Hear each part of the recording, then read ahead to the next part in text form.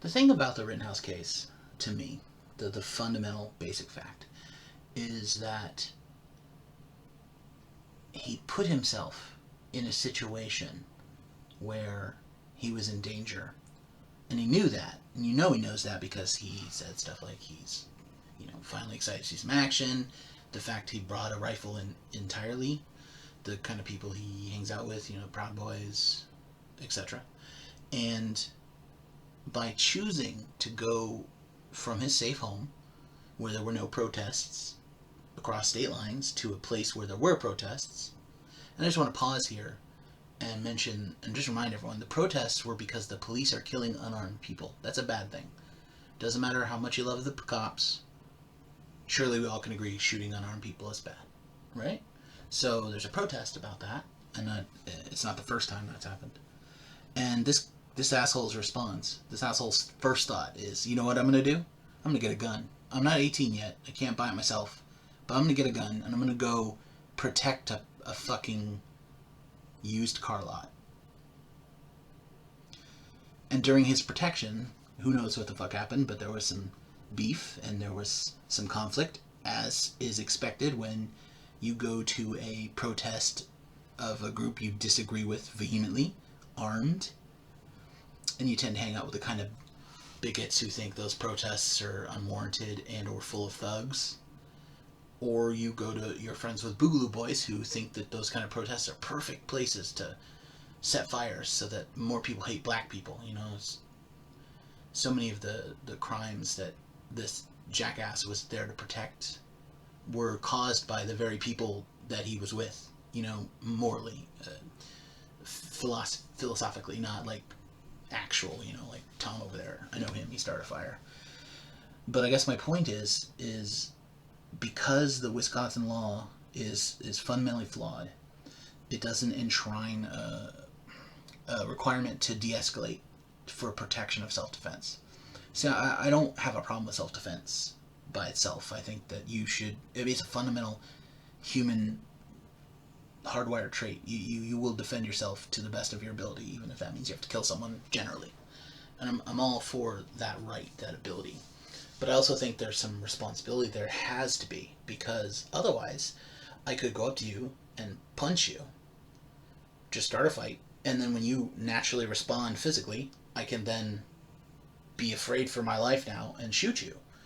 And as long as I can convince people that I was genuinely afraid you were going to kill me, I get away with it, even though I started it. And Kyle, we don't know how the initial fight started, but we do know that he chose to go there with a weapon around people he knows are politically the opposite of him.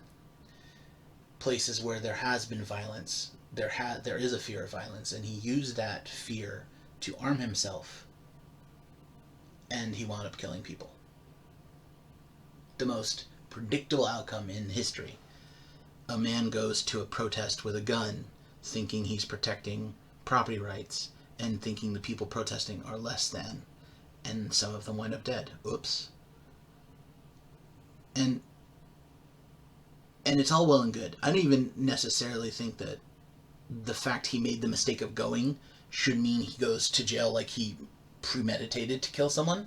Like, I'm okay with the idea of some type of formula or calculation you do to determine, how much of the responsibility is the initial escalation and how much of a protection from the full jail term that ensues.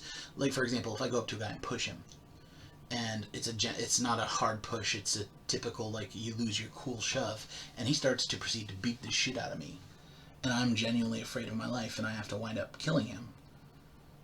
I mean, I did start that fight, but I didn't start it in a way that I could reasonably expect, to have to defend myself to the death. And I think that can be factored in. And I think that there's a logic to that. There's an understanding that, hey, you shouldn't have started that fight. You shouldn't have pushed that guy. But pushing that guy and then having to later defend yourself to the death, if done innocently, if done in normal course of human events and not oh, look, here's a protest full of people I hate. I'm going to go particularly put myself in danger so that I get a chance to shoot someone. That's the kind of thing that a trial would expose. But basically, the idea that there's some kind of scale about how much responsibility you take for the death. I'm all for a situation or a system like that, rather. But the problem is that the real problem, when you get down to it, is the system that Wisconsin has, and many other states, unfortunately, where there's no duty to retreat, there's no duty to de-escalate, there's nothing but, did you fear for your life? Yes, that dude's dead. And forget about all the sub facts, like, people tend to be more scared of minorities because America's got a racist heart. There's all sorts of factors that even that understanding that you can kill someone if you're afraid of them is racially biased, because white people are afraid of black people more than other white people. There are multiple studies to show this, the crossing the street effect. And so, you see someone of a different race on walking towards you on the street, you cross the street to avoid them. Subconscious in many cases. And it's one of those things that if we accept that self-defense doesn't have a duty to try and avoid using it, then what we're doing is we're just setting ourselves up for more shootouts on the street.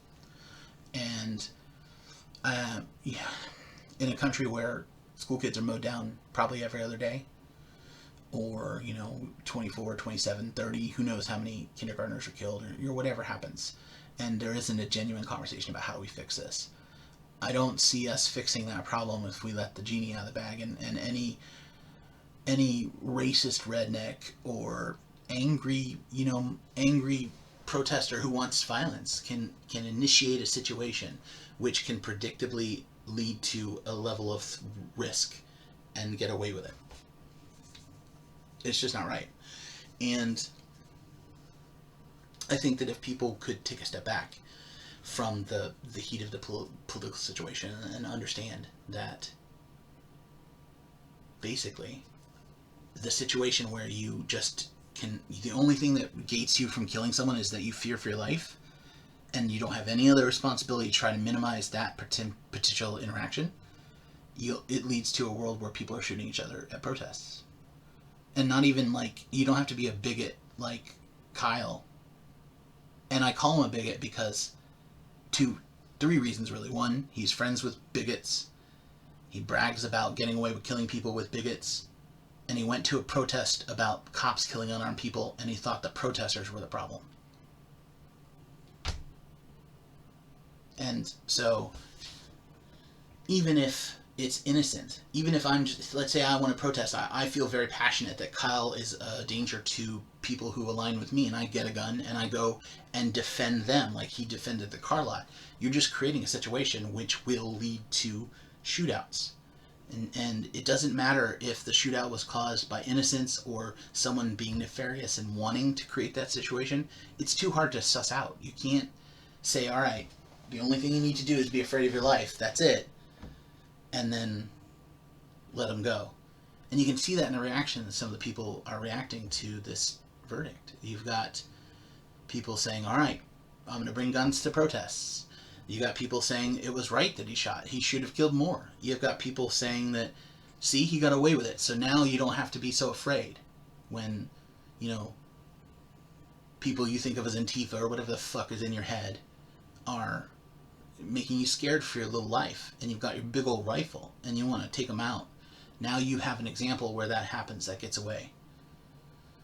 And I think that's bad for the country. And I would think the same if I was a Trump voter, because honestly, if you flip the script, just think of it the other way. Think of all the angry African American people who have been getting the shit end of the stick for centuries, who have justified reasons to go get a gun and really just stand up for themselves. Now imagine you're a Trump voter. Do you want them to get away with killing you because they were scared of you because you voted for Trump?